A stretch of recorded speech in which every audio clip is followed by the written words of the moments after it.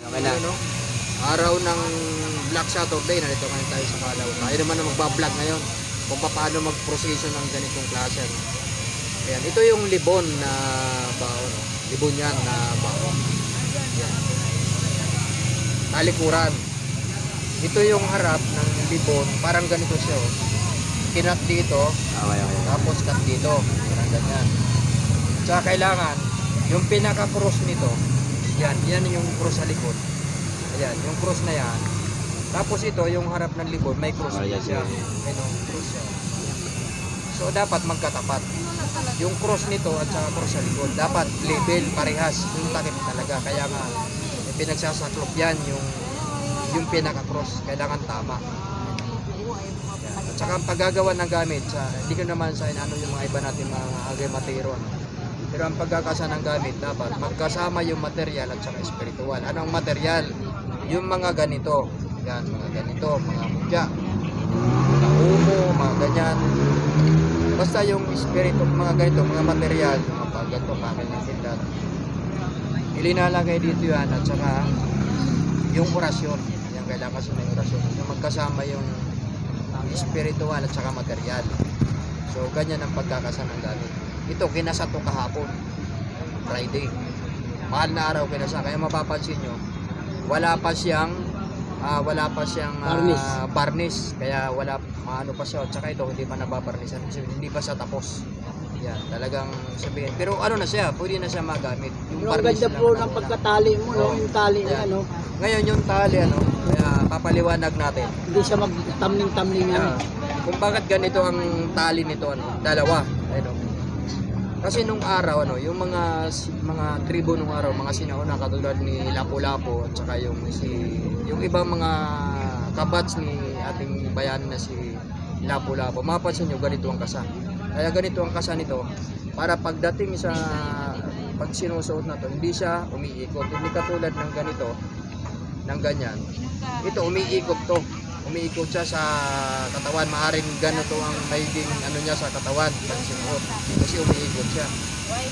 Ito kaya ganito ang kasa nito para lagi siya nakaharap. Alam niyo naman pag sinabing agimat, dapat lagi nakaharap, hindi siya po pwedeng nakatalikod pag suot ng isang tao, dapat nakaharap. Kaya ganito ang kasa nito, hindi siya tatalikod kasi dalawa yung ano niya. Ito yung mga sinaunang kasa ng ating mga sinaunang mga mandirigma katulad niya, tulad ng sinabi ko si Lapu-Lapu, ano. Tapos yung iba pang mga tribo nung araw na mga Maykite ng mandirigma, ganito ang mga kasa nila na kanila mga gamit para hindi umiikot. Kung baga sa Bisaya, lagi nakaasdang yung ganitong klase na pagkakasa. Yan. Ganito dapat ang kasa. Yan. Pero conforme sa gumagawa, no, kung anong kasa na kanyang gagawin. Pero ang tamang formula ng pagkakasa ng mga ganitong klase ng mga pao, dapat ganito. Ayan, kung sino man ang gustong gumaya sa kasapon natin, si Commander Kalansaw, nasa kanila hindi naman tayo magkukomento, hindi natin pupunahin kung sakaling ganito ang kasa na gagawin nila, no? At least meron tayong na-share sa kanila na ang pagkakasa pala ng mga ganitong gamit, dapat yung nasa tamang proseso, tamang formula, at saka dapat magkasama yung material at saka spiritual sa loob. Yan. Yung material, yung mga ganito, yung mga mudya, tapos yung spiritual, yung mga orasyon. Yun lang po yung masishare ko, ano. Maraming salamat. Ito na naman tayo kay Commander Lord Hunter. Commander Lord Hunter. Ito tayo kay Lord Hunter. Wala palang Commander Lord Hunter. So, dito tayo.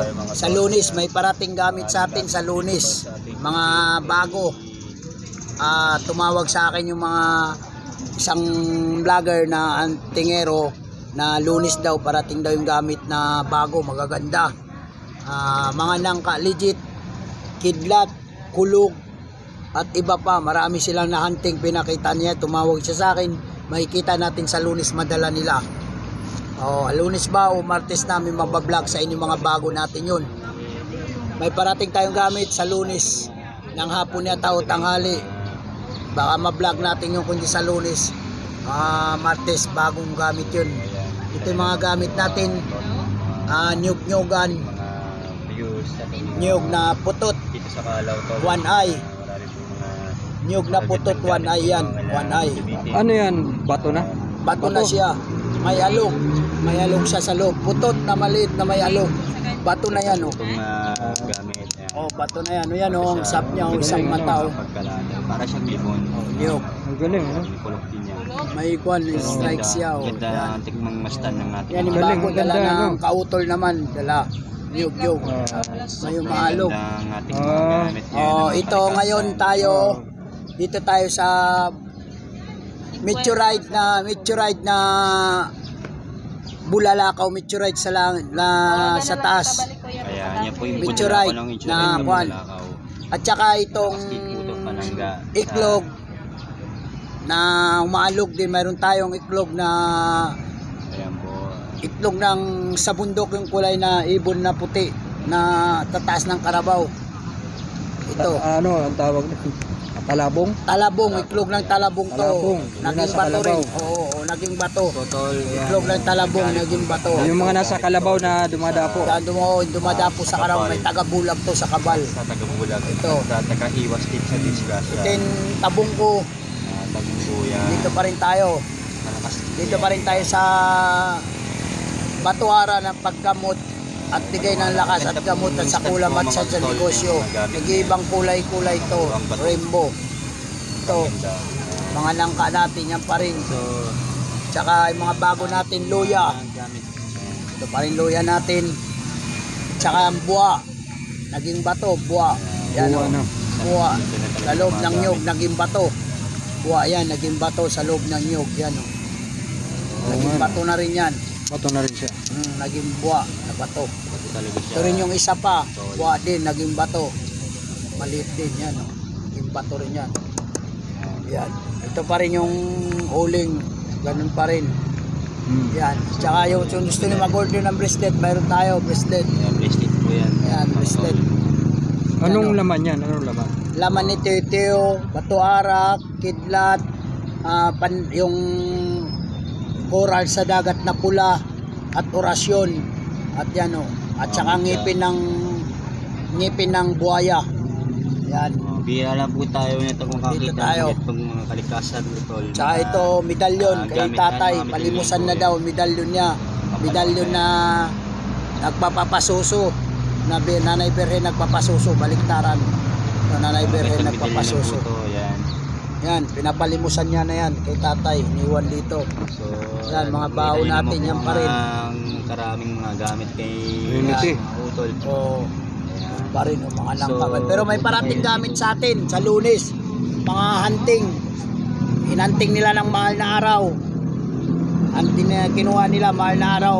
Legit yun, maganda yun. Kasi yung kakuha nila, mahal na araw. Dalay nila sa Lunes. Hindi natin alam yung parating ba nila tanghali o hapon. Darating sila, pero sa Martes, sigurado na yun, makikita niyo yung pag dumating na, ipakita ko sa inyo. Marami yun. Mga klaseng legit na galing sa huntingan yun, pababa na rin sila. Kukuha na rin sila ng mga legit. Ayan po, Kidlat tol, daw, mayroon yata yung kidlat. Para mga kidlat. Ito mga bote-bote naman, pang negosyo. Kayuma, hindi kayuma sa babae. Kayuma sa hanap buhay. O pangpagaan ng loob. Ito yan, mga bote-bote. Tagupay-pay, hindi sa chicks, hindi sa ano, sa negosyo, pangpagaan ng loob. Sa hanap buhay, sa negosyo, kayuma. Ito yung kidlat ko. Kidlat ko yan. Nalinta. Lakas ang bagnet niyan. Legit yan. O, yan lang tayo. Sa Martes o Lunes tayo, pagdating ng gamit natin, marami tayong ma-explain. Hanggang doon na lang po. Na gamit natin, yan lang po lahat. Lunes o Martes, makikita niyo mga bago natin. Abangan nyo dito kay Lord Hunter. Yun.